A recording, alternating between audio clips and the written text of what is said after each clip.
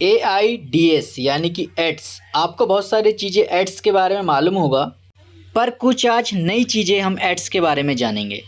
आइए पहले जानते हैं इसका पूरा नाम। इसका पूरा नाम होता है एक्वायर्ड इम्यूनोडिफिशियेंसी सिंड्रोम, और यह HIV वायरस के कारण होता है। किसी व्यक्ति के ब्लड में अगर CD4 काउंट का जो परसेंटेज है 200 मिलीग्राम से कम होता है तो हम उस व्यक्ति को HIV पॉजिटिव अर्थात एड्स का मरीज अपन उस व्यक्ति को बोलते हैं। अब आइए जानते हैं कि जो एड्स है इसकी हिस्ट्री क्या रही है।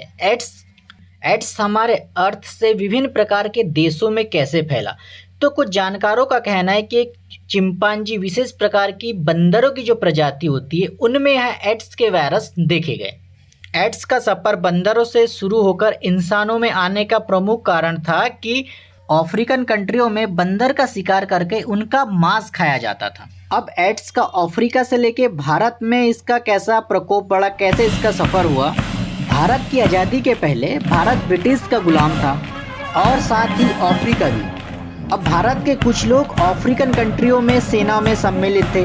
अब अफ्रीका से उनका इंडिया में आना ही बताता है कि HIV का प्रकोप हमारे इंडिया में फैलना। एक लंबे समय के बाद जब बीमारी ने अपना प्रकोप बढ़ाया तो इस पे कुछ रिसर्च हुए और 1986 को पहला केस HIV का देखा गया भारत में। बीमारी पर रिसर्च होने के बाद पता लगाया गया कि बीमारी कैसे हमको नुकसान पहुंचाती है।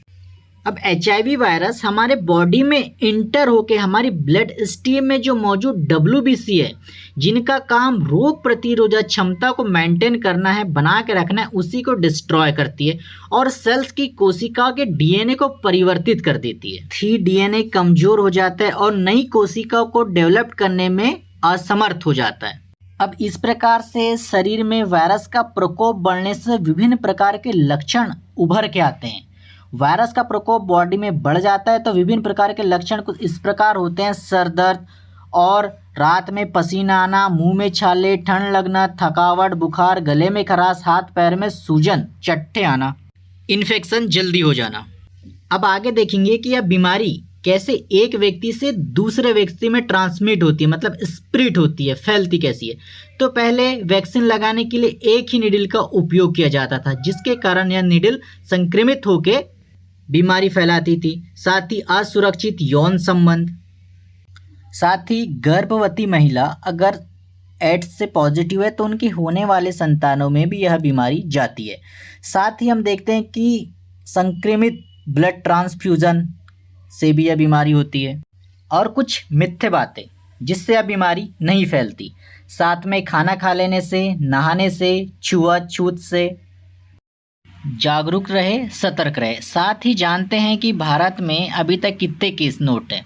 तो भारत में 24 लाख एड्स के रोगी हैं और पहला स्थान आंध्र प्रदेश में सबसे ज़्यादा एड्स के रोगी देखे गए। उसके बाद दूसरे नंबर पे जो आता है वो है महाराष्ट्र। दूसरे नंबर पे महाराष्ट्र हैं जहाँ पर एड्स के सर्वाधिक केस नोट हैं। अब आइए कुछ ऐसी बातों को देखते हैं जैसे कि रिबिन वाला जो लाल रिबिन वाला चिन्ह है, ये 1991 में यह चिन्ह प्रस्तावित किया गया था और वर्ल्ड एड्स डे 1 दिसंबर को मनाया जाता है। Thank you so much.